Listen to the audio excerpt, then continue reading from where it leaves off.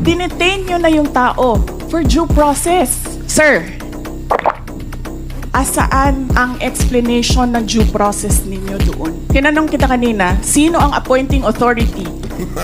Yusek ng ASEC. Anong sagot mo?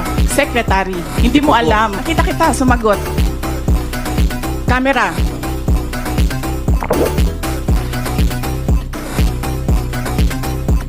You need to reconsider that extension of your detention. It was illegal in the first place. You asked the President why he accepted the resignation. Do not ask due process.